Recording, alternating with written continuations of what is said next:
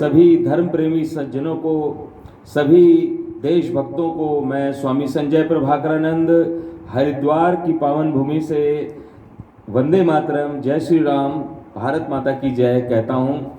और मित्रों, आजकल एक बहुत चर्चा आम हो गई है कि बाबा रामदेव के बारे में कुछ एलोपैथी वाले लोग जो हैं, चिकित्सा पद्धति वाले जो हैं, वो कुछ आरोप लगा रहे हैं कि बाबा ने कुछ ऐसे बोल दिया, वैसे बोल दिया, उल्टा पुल्टा बोल दिया। लेकिन और फिर उन लोगों ने ये भी आरोप लगाया है, प्रधानमंत्री तक को चिट्ठी लिख दी है कि प्रधानमंत्री बाबा रामदेव पर देशद्रोह का मुकदमा चलाएं। बताइए, इतना बड़ा अपराध कर दिया कि देशद्रोह का मुकदमा चलाएं। तो मैं ऐसे जो वायरल वीडियो हैं और उसके ऊपर मीडिया में जो काफ़ी बहस हो रही है, उसके बारे में अपने विचार व्यक्त करता हूं कि माना कि कोरोना काल में या अन्य समय में जो एलोपैथी चिकित्सा पद्धति है, ये बहुत ही कारगर सिद्ध हुई है और इसने लाखों लोगों की जान बचाई है और लाखों लोग नहीं भी बच पाए। लेकिन जो नहीं बचे, अब उसका दोष तो एलोपैथी पे नहीं लगाएंगे ना।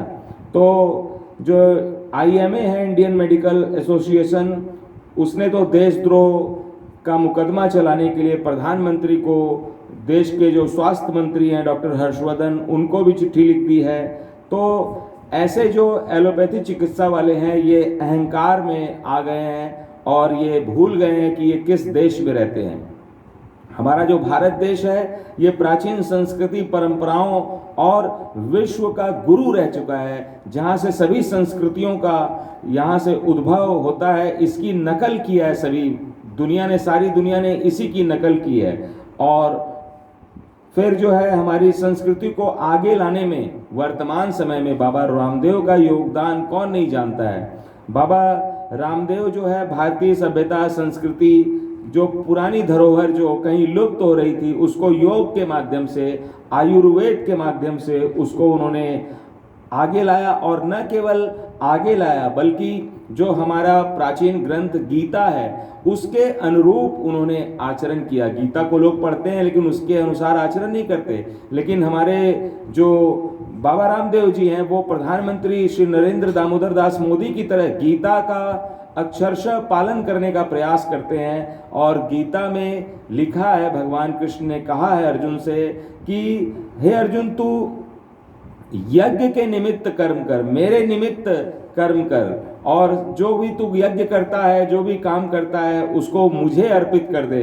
तो बाबा रामदेव ठीक प्रधानमंत्री जी की तरह सबको साथ में लेके, सब जन सुखाए सब जन हिताय वाली नीति को लेके चल रहे हैं। और बाबा रामदेव तो ब्रह्मचारी हैं, उनकी तो कोई अपनी संतान भी नहीं है। वो विभिन्न जाति, धर्म, संप्रदाय के जो बच्चे हैं, जो युवा हैं, उनको वो सुशिक्षित करते हैं और भारतीय संस्कृति, वेद, विज्ञान, पुराण आदि उनको याद करवाते हैं और आयुर्वेद की शिक्षा उनको देते हैं। और वो जो भी कुछ करते हैं, वो जन कल्याण के लिए करते हैं। वो अपने व्यक्तिगत, अपने परिवार के कल्याण के लिए नहीं करते हैं। उनका मानना है कि ये जो भारत माता का जो परिवार है, ये समूचा, बल्कि विश्व जो है उन्हीं का परिवार है। तो बाबा रामदेव इन सारी चीज़ों से, आयुर्वेद से, योग से जो भी धन कमाते हैं, वो सब वो चैरिटी पे, यानी कि जन कल्याण पे खर्च करते हैं। यदि बाबा रामदेव पर देशद्रोहियों के द्वारा किए गए फर्जी केस हटा दिए जाएं, उनके ऊपर में अनेक तरह के फर्जी केस चल रहे हैं, अदालतों में चक्कर लगाते हैं। एक बार बाबा जी ने कहा था कि 5 करोड़ रुपया उनका खर्च होता है केस में, फीस देने में, अदालतों में। बताइए, यदि वो फीस न दें, ये फर्जी मुकदमे उनके ऊपर से ये जो देशद्रोही लोगों ने किए हैं वो हटा लें, तो वो 5 करोड़ रुपया फिर जन कल्याण में ही लगेगा, वो उनके घर में नहीं जाएगा। उनका घर तो संसार ही उनका घर है। और उसके बाद देखिए आप कि बाबा रामदेव जो भी प्रोडक्ट बनाते हैं, चाहे वो आयुर्वेदिक हो या कॉस्मेटिक हो, सब प्योर होता है, बिना केमिकल का होता है, उसका कोई साइड इफेक्ट नहीं होता है। और लाखों करोड़ों लोगों ने, बल्कि पूरे विश्व ने उनकी आयुर्वेदिक दवाओं को, उनके कॉस्मेटिक्स को बिल्कुल उपयोग में लाया है और सभी उसका लाभ प्राप्त किया। और तो और देखिए उनका जो भी प्रोडक्ट है वो जो विदेशी कंपनियों के प्रोडक्ट हैं उनसे बहुत सस्ता भी होता है। तो इस प्रकार से बाबा रामदेव ने कोरोना से बचने के लिए बनाई गिलोय, योग और पता नहीं कितनी वस्तुएं उन्होंने बनाकर और आयुर्वेदिक दवाओं के द्वारा उन्होंने लाखों करोड़ों लोगों की जान बचाई है, उनको स्वस्थ किया है, रोग मुक्त किया है। इसलिए ये जो आरोप लगाया है IMA ने बाबा रामदेव पर देशद्रोह का मुकदमा चलाई है और उनको पता नहीं क्या क्या, ये वस्तुतः IMA के द्वारा ये जो एलोपैथी माफिया है, जो लोग चाहते हैं कि एलोपैथी चले, बाकी सभी चिकित्सा होम्योपैथी, आयुर्वेदिक, यूनानी ये सब समाप्त हो जाए, वो लोग ऐसी बातें कर रहे हैं और बाबा को नहीं बल्कि हमारे सनातन हिंदू धर्म को, हिंदू संस्कृति को बदनाम करने का प्रयास कर रहे हैं। अब देखिए, मैं एक और बात आज इस वीडियो के माध्यम से कहना चाहूँगा कि बाबा रामदेव ने कोरोनिल तो बना लिया, लेकिन अब मैं कहता हूं कि आयुर्वेद जो है बाबा जी, आप इसको अत्याधुनिक स्वरूप प्रदान कीजिए। इस चिकित्सा पद्धति को आपको अब और भी आगे बढ़ाना पड़ेगा। ये बहुत प्राचीन चिकित्सा पद्धति है, लेकिन इसको अब अत्याधुनिक स्वरूप देना पड़ेगा और इसके लिए आपको जो एलोपैथी ट्रीटमेंट होता है उसके हिसाब से आपको भी अब दवाएं, औषधियाँ और रसायन विकसित करने पड़ेंगे। और जो काम एलोपैथी चिकित्सा पद्धति बड़े बड़े अस्पतालों में करती है, अब आपको भी वैसे ही अस्पताल बनवाकर सरकार आपको सहायता करेगी, लोग आपको सहायता करेंगे। आप जो एलोपैथी चिकित्सालय में लोग जाते हैं, अब आप ऐसा कुछ कीजिए कि आयुर्वेदिक चिकित्सालय में जाएं।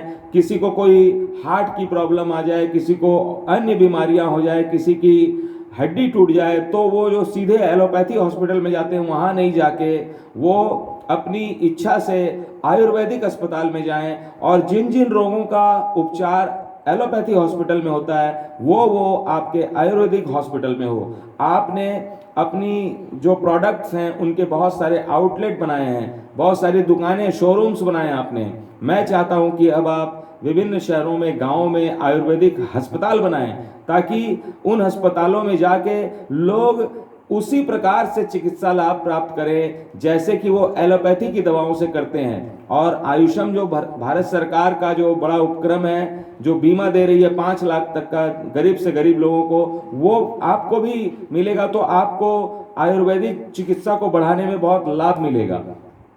और जो आपने आयुर्वेदिक बटी माने टैबलेट्स बनाई हैं, जो बहुत सारे आपने सिरप वगैरह रसायन बनाए हैं, उनका भी और भी अधिक उनको, जैसे हम माथा दर्द की टैबलेट लेते हैं, डिस्प्रिन लिया तो माथा दर्द थोड़ी देर में ठीक हो जाता है, वैसे आपको अब आयुर्वेदिक जो बटियां बनाते हैं, आप टैबलेट्स बनाते हैं, उनमें ऐसा उनका करना पड़ेगा कि उसको लेने के बाद उसका प्रभाव थोड़ा जल्दी हो, ताकि वो जल्दी से उसका लाभ मिले लोगों को। और मैं आज सबसे बड़ी घोषणा, सबसे बड़ी बात ये करने जा रहा हूं कि बाबा रामदेव आप ही केवल नहीं है आयुर्वेदिक। लोग सोचते हैं कि बाबा रामदेव ही सिर्फ आयुर्वेदिक का नहीं, हमारे भारत सरकार के जितने भी आयुषम के जो संस्थान हैं उनमें एक से एक बड़े आयुर्वेदिक रिसर्चर हैं, शोधकर्ता हैं, विद्वान हैं, चिकित्सक हैं, वो सभी कोई मिलकर अब जो इंजेक्शन लगाते हैं, ये आपको जाके एलोपैथी के डॉक्टर लोग जो इंजेक्शन लगाते हैं, तो अब बाबा रामदेव को चाहिए कि वो आयुर्वेदिक इंजेक्शन बनाएं। और जो वैक्सीन बनी है कोरोना की, बाबा ने कोरोनिल टैबलेट बनाई, लेकिन मैं चाहता हूं कि आयुर्वेदिक वैक्सीन होनी चाहिए, कोरोना की या किसी भी बीमारी की वैक्सीन आयुर्वेदिक होनी चाहिए। जब एलोपैथी का वैक्सीन बन सकता है, वो लोग बना सकते हैं, तो आयुर्वेद में वैक्सीन अब अत्याधुनिक बनाना पड़ेगा। माने वैक्सीन का जो सिस्टम है, जो उसको अब हमें आयुर्वेद में भी लाना पड़ेगा।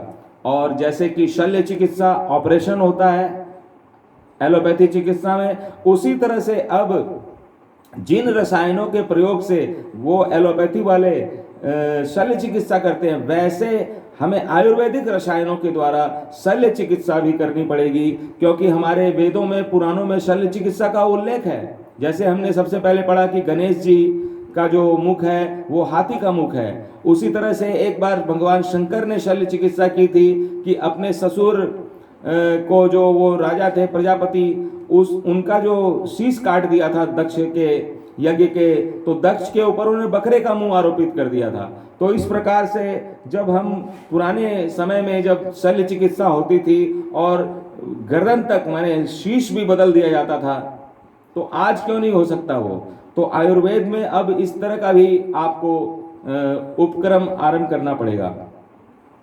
और इसके लिए जो बड़े बड़े आयुर्वेद के अस्पताल है, मेडिकल कॉलेज, जैसे मेडिकल कॉलेज होता है उस तरह से अब आयुर्वेद के मेडिकल कॉलेज होने चाहिए बड़े बड़े, और उनमें जो विद्यार्थी हैं उनको आयुर्वेद की एडवांस स्टडी करवाई जाए, उसको नई किताबें लिखी जाए, नए शोध किए जाए, करवाए जाएं। और अब आप, मैंने बोल ही दिया कि आप एलोपैथी अस्पतालों की तर्ज पे आयुर्वेदिक अस्पताल बनवाइए। एलोपैथी चिकित्सा में जो केमिकल होते हैं उनको वैसी जड़ी बूटियों में वैसे उस तरह के प्रभाव उत्पन्न किए जाएं, उस तरह से उनका प्रयोग किया जाए कि वो जैसे तुरंत तत्काल प्रभाव करे जड़ी बूटियां। और भारत सरकार, वर्तमान जो सरकार है मोदी सरकार, ये आयुर्वेद के ऊपर में बहुत सहायता कर रही है, योगदान कर रही है, उसमें उसको बढ़ाने का प्रयास कर रही है। ये जो गलत जगह में गलत नंबर डायल कर दिया, आईएम के जो अध्यक्ष हैं उन्होंने मोदी सरकार को बोल दिया कि उनके ऊपर देशद्रोह। अरे मोदी तो वो आदमी है जो तुम जैसे लोगों पे देशद्रोह का मुकदमा चलाएगा, जो भारत की सभ्यता, भारत की संस्कृति और भारत की प्राचीन चिकित्सा पद्धति को बढ़ावा देने वाले को आप बोलते हैं देशद्रोह का मुकदमा लगाओ। और जब मोदी सरकार स्वदेशी की बात करती है, जब आत्मनिर्भरता की बात करती है, तो फिर हम विदेशी चिकित्सा पद्धति पर निर्भर क्यों रहें? अभी कुछ दिन पहले अरब देश में कोई राजघराने में कोई कन्या को एक ऐसी असाध्य बीमारी हो गई थी कि दुनिया का कोई भी विज्ञान उसको ठीक नहीं कर पाया था, तो उसे भारत में भेजा गया और हिंदुस्तान की जो प्राचीन चिकित्सा पद्धति है उसके आधार पे उसकी चिकित्सा की गई, और वो जो बच्ची है, वो जो कन्या है, वो यहाँ से स्वस्थ होकर वापस अपने अरब देश में लौट गई। तो इस प्रकार से हमारा जो देश है ये वैद्यों के नाथ का देश है, वैद्यनाथ का देश है। दुनिया के जितने भी वैद्य हैं, चिकित्सक है, डॉक्टर है, उनके बाप का देश है ये। इसलिए दुनिया के जो अन्य चिकित्सा पद्धति उनको समझना चाहिए कि भारत जो है मित्रता की बात करता है, मित्रता ऐसे नहीं करता। देशद्रोही जो होता है, जो देशद्रोही कौन है अभी थोड़ी देर में मैं बताऊंगा कि ये IMA के जो सदस्य जिन्होंने देशद्रोह का मुकदमा बाबा पे चलाने के लिए कहा है, उनको वास्तव में कब किसके ऊपर में चलाना चाहिए वो तो बोला नहीं उन्होंने। और एक व्यक्ति, एक संत, एक महात्मा, एक साधु जब देश में भारतीय संस्कृति सभ्यता की विकास की बात करते हैं तो उनके ऊपर देशद्रोह चलाने की बात करते हैं। तो इस प्रकार से पूर्ण आत्मनिर्भरता तो तब आएगी जब हम चिकित्सा पद्धति को भी, भारतीय चिकित्सा पद्धति को और अधिक बढ़ावा देंगे। तो इसके बाद में मैं कहना चाहता हूं कि एलोपैथी वाले जो हैं वो खुल के आयुर्वेद की निंदा करते हैं। होम्योपैथ भी है, यूनानी भी है, अन्य चिकित्सा पद्धतियां भी है, उनको नहीं बोलते, ये आयुर्वेद पे ऊपर, क्योंकि आयुर्वेद हिंदू संस्कृति से संबंधित है। और मैं जो एलोपैथी चिकित्सा वाले हैं उनको अपने ऊपर में बड़ा गुमान है, उनके केमिकल्स के ऊपर, उनकी दवाइयों पे। तो उनको कहना चाहता हूं कि जब आपके पास इतने बड़े बड़े केमिकल हैं, इतने प्रभावशाली दवाएं हैं, टैबलेट्स हैं, इंजेक्शंस हैं, वैक्सीन्स हैं, तो फिर आप रोगियों को आयुर्वेदिक जो साधन है जैसे हल्दी है, अदरक है, दूध, लौंग और भी अन्य जो आयुर्वेदिक औषधियां उनको लेने के लिए क्यों बोलते हैं? आप फिर अपनी एलोपैथी से कीजिए, उनको अदरक मत लेने दीजिए, मिर्च मत लेने दीजिए, उनको हल्दी मत लेने दीजिए, दूध भी मत पीने बोलिए, खाना भी मत खाइए, क्योंकि ये जितनी भी चीजें हैं ये कोई केमिकल तो, रसायन, टैबलेट तो है नहीं। जो चावल दाल हम लोग खाते हैं फिर वो क्यों खिलाते हैं आप रोगियों को? ब्रेड तो आटे से बनता है, दूध गाय का होता है, क्यों देते हैं? ये तो गाय तो हिंदू संस्कृति की है। तो फिर इस प्रकार से ये डबल पॉलिसी जो है एलोपैथी वालों की, ये सही नहीं है।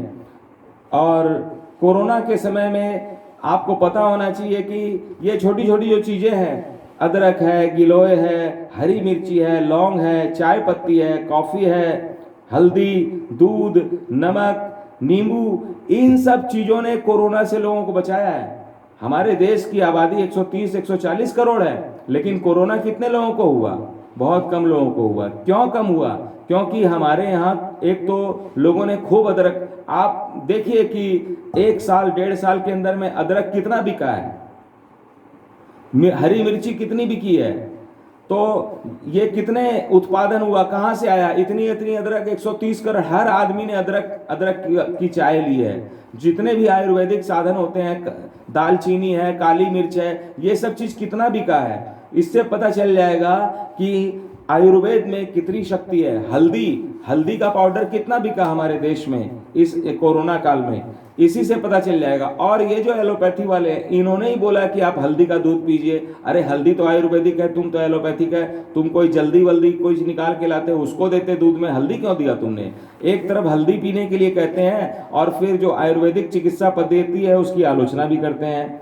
मैं जो ये देशद्रोह का जो बोल रहे हैं मुकदमा चलाओ बाबा रामदेव को, इस पे कहना चाहता हूँ कि जब हिंदू संस्कृति पर बड़ा हमला होता है, आरोप लगाया जाता है, जो आरोप लगाते हैं उन्हीं को पकड़ना चाहिए कि आप जो है सो एक विदेशी चिकित्सा पद्धति जो जुमा कुछ साल पहले जिसका जन्म हुआ है, मान लीजिए 1000 साल भी पहले हुआ है, 500 साल पहले भी हुआ है, 200 साल पहले हुआ है, तो आप उसको तो महत्व दे रहे हैं। और जो लाखों करोड़ों साल से वेदों पुराणों में, ऋग्वेद सबसे पुराना धर्म ग्रंथ है हमारे विश्व का, उसमें जब आयुर्वेद के बारे में, चिकित्सा पद्धति के बारे में लिखा, तो तुम्हारा एलोपैथी तो उसी से प्रभावित होकर बना है ना।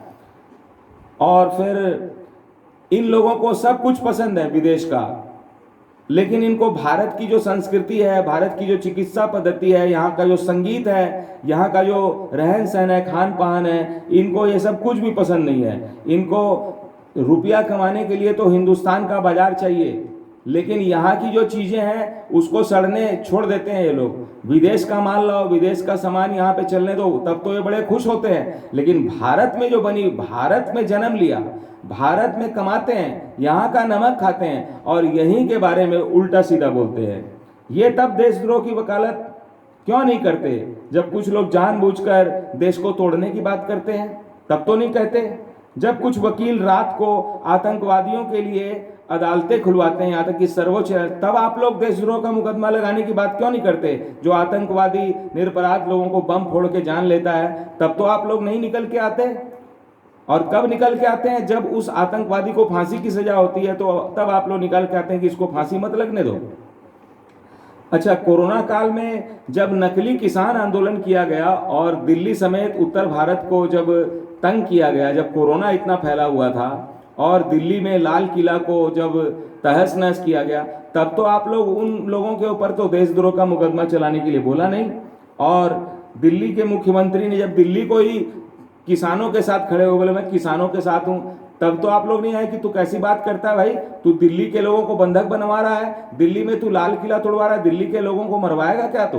तो तब तो ये लोग नहीं निकल के उस मुख्यमंत्री के खिलाफ देशद्रोह का मुकदमा चलाया जाए।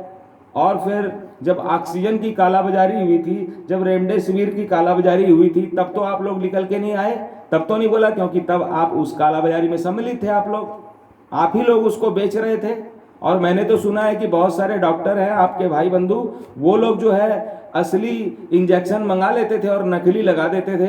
अब आप बोलेंगे वो किसी ने एक ने कर दिया, अरे वो तो डॉक्टर का चोला पहन के ही किया था ना, आपने उसका विरोध क्यों नहीं किया? उसको ढूंढ के उसके ऊपर में देशद्रोह का मुकदमा क्यों नहीं चलाया?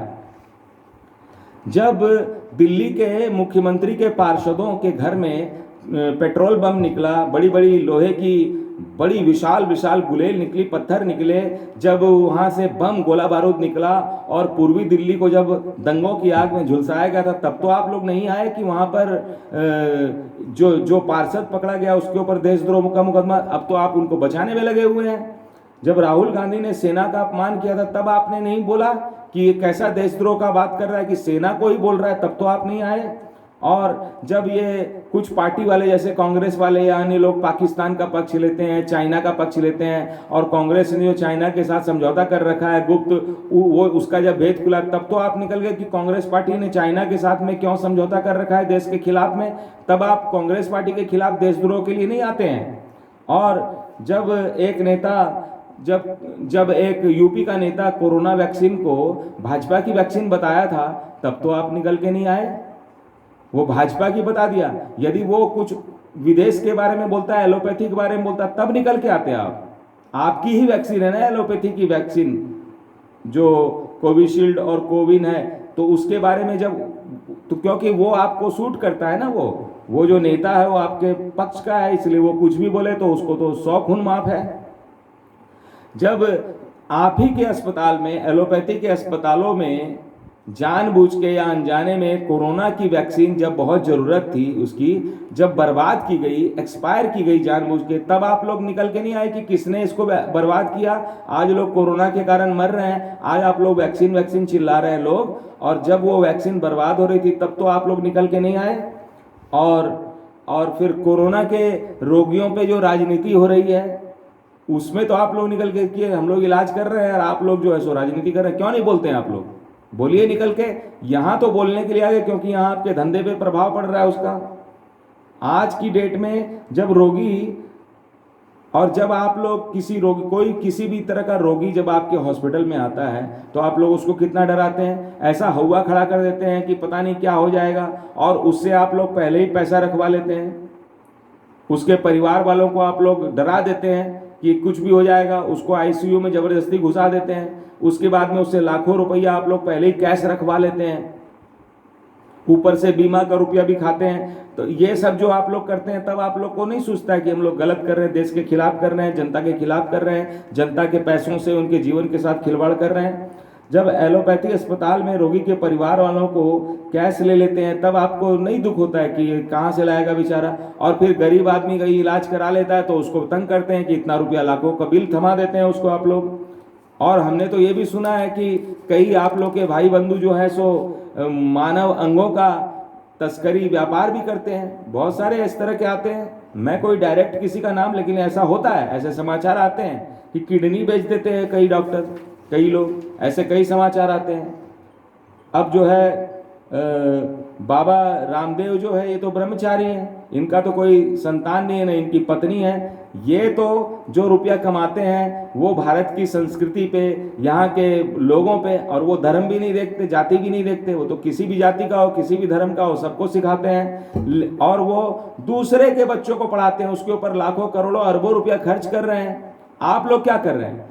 आप लोग जो रुपया कमाते हैं उसको सिर्फ आप अपनी संतान के ऊपर खर्च करते हैं, और आपकी संतान नालायक निकलती है, न पढ़ती लिखती है, उसको विदेश का चाहिए है, कम कपड़ा पहनती है, और उसके बाद में आप लोग जो है सो उल्टी सीधी चीज़ें, दराब, शराब, जुआ आपकी संतानें खेलती है, और आप लोग आधुनिकता के नाम पे जो है विदेशों में घूमते हैं और भारत को गाली देते हैं।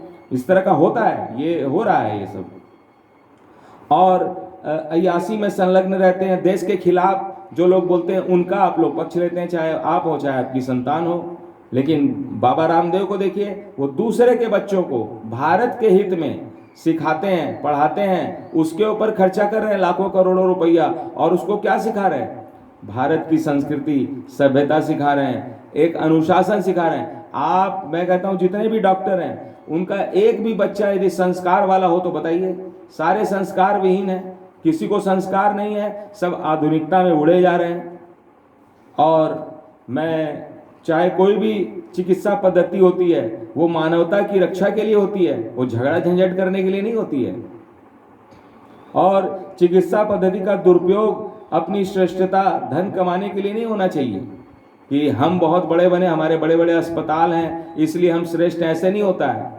आयुर्वेदिक चिकित्सा पद्धति फिर भी बहुत अच्छी है, क्योंकि ये रोग के कारण को समाप्त करती है, रोग को दबाती नहीं है। और इस पद्धति में योग भी है, सब कुछ है। आप लोग जो है बोलते हैं रोगी को टहलो, जब आपके पास दवाई है तो आप टहलने की बात क्यों कहते हैं? टहलना तो योग है, योग का सहारा क्यों ले रहे हैं आप? तो इस तरह से आप कहते हैं कि इंग्लिश में जब हम लोग कोई बोल देते हैं, टीवी डिबेट में किसी रामदेव के पक्षधर ने अंग्रेजी में सेंटेंस बोल दिया तो ये बोलते हैं कि अब आपने अंग्रेजी क्यों बोला? अरे तो तुम लोग योग का सहारा क्यों लेते हो? तुम लोग अदरक हल्दी का सहारा क्यों लेते हो? इस तरह कोई वर्ड बोल देगा। मैं तो कहता हूं कि तुम लोग को जिस भाषा में समझाया जाए ना, इसलिए उस महाशय ने बोला था अंग्रेजी में, क्योंकि आप लोग अंग्रेजी समझते हैं ना, इसलिए वो योग वाले ने, रामदेव के जो पक्ष लेने वाले थे, उन्होंने आपको अंग्रेजी भाषा में समझा दिया कि आयुर्वेद का महत्व क्या है। तो इस प्रकार से जो हमारे देश की पद्धतियां जो प्रचलित हैं उनमें आयुर्वेदिक, यूनानी, होम्योपैथी हैं और सब कोई सरकार के द्वारा सबको मान्यता प्राप्त है। आप आयुर्वेद को आलोचना नहीं कर सकते, उसके किसी प्रैक्टिशनर को आप देशद्रोह झूठ मूठ के आप बोल के अपमानित करेंगे, ऐसा नहीं चलेगा। अभी उल्टा आप ही के ऊपर में जांच बैठा दी जाएगी तो पता चला कि, लेकिन अभी नहीं करेंगे ना उस तरह का काम, क्योंकि अभी जो उद्देश्य, अभी चाइना ने इतना बड़ा अपराध किया तो उसको तो कोई कुछ बोल ही नहीं रहा, तो आपको कौन बोलेगा। चाइना ने कोरोना को लाके इतना अपराध किया है कि सब लोगों को पहले उसी को कूटना पीटना चाहिए, लेकिन बोलते कि नहीं, पहले अपने लोगों को बचाओ, बाद में उसको देख लेंगे। तो उसी तरह से पहले जो देश के लोग हैं वो एलोपैथी, होम्योपैथी, यूनानी सब कोई मिलके कोरोना से लड़ रहे हैं, ऐसे नहीं करते सिर कुटाई। उसके बाद में देश को समृद्ध करना, देशभक्ति की भावना को लेके आना। आपको किसी ने कुछ बोल दिया तो आप लोगों के लिए कितनी लोग तालियां करते हैं, आपको भगवान समझते, वो भूल गए आप।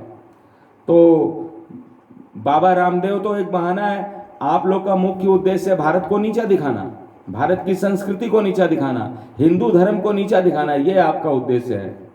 और एलोपैथी का कोर्स है, मैं भारत सरकार से निवेदन करूंगा, होगा, जरूर होगा, कि एलोपैथी की जो पढ़ाई ऑल इंडिया मेडिकल में होती है या अन्य मेडिकल कॉलेजों में होती है, उसमें एक चैप्टर, एक बुक होनी चाहिए जो आयुर्वेदिक पद्धति के बारे में हो, ताकि जो एलोपैथी के जो अंग्रेजी पढ़े लिखे लोग एलोपैथी में प्रैक्टिस करते हैं, मेडिकल करते हैं, उन लोगों को एक बुक अनिवार्य होना चाहिए जिसमें पूरी आयुर्वेद के बारे में ही होना चाहिए, ताकि हर मेडिकल एलोपैथी का प्रैक्टिशनर है उसको भारतीय आयुर्वेदिक चिकित्सा पद्धति का ज्ञान होना चाहिए, ताकि भविष्य में वो इस तरह से इसके जो ये बोले हैं ना, ये IMA वाले, उसकी तरह से नहीं बकबक करें। और उसके बाद में इन लोगों को ये भी बताना चाहिए, इन एलोपैथी के, इनको सबको पता है, इनका दिमाग थोड़ा पेज ठीक नहीं था। चरक, सुश्रुत, बाघभट्ट, धन्वंतरी, जीवक, पतंजलि, रामदेव, बालकृष्ण के अलावा गुमनाम इतने लोग हैं, ये लोग तो टीवी पे आते हैं तो इनको जानते हैं। आयुर्वेद के एक से एक विद्वान हमारे देश के अंदर, विदेशों में हैं, जो गुमनाम की जिंदगी, जिनको टीवी पे आने का शौक नहीं है, वो जनता की सेवा, देश की सेवा में लगे हुए हैं। इनके बारे में ये एलोपैथी वालों को बताना चाहिए।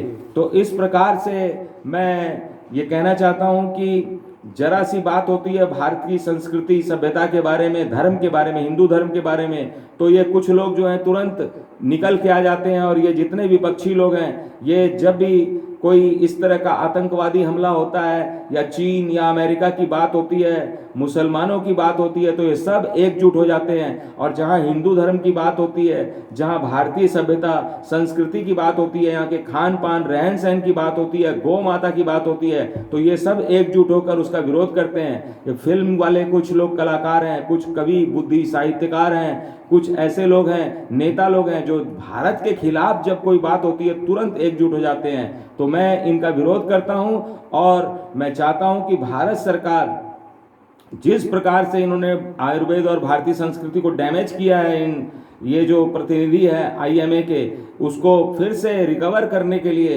आयुर्वेद चिकित्सा पद्धति को एवं अन्य सभी चिकित्सा पद्धतियों को जो एलोपैथी के अलावा है उनको आगे बढ़ाने में और बहुत ज़्यादा योगदान दे, ताकि ये जो डैमेज है वो कंट्रोल हो और पूरी दुनिया में भारतीय आयुर्वेदिक योग चिकित्सा और योग का प्रचार प्रसार और अधिक हो, ताकि इनको पता चले कि इन्होंने गलत नंबर डायल कर दिया, गलत रामदेव जी से पंगा ले लिया। और मैं जितने भी आयुर्वेद के चिकित्सक हैं उनके स्वास्थ्य की, दीर्घायु की कामना करता हूं और सभी से कहता हूं कि सभी कोई कोरोना से बचने के लिए मुख पे मास्क लगाइए, हाथों की सफाई कीजिए और अदरक की चाय, काली मिर्च की चाय, गिलोय, ये सब जितनी भी चीज़ें आयुष मंत्रालय के द्वारा और जितने भी हमारे रामदेव बाबा हैं, बालकृष्ण जी हैं या अन्य लोग जो ये लोग सुझाव देते हैं, उनके हिसाब से चलिए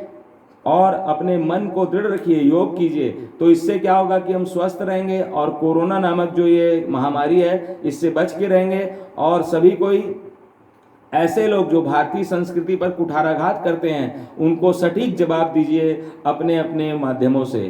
तो इसके साथ में सभी को नमस्कार करता हूँ। मैं स्वामी संजय प्रभाकरानंद और विदा लेता हूँ। वंदे मातरम, भारत माता की जय।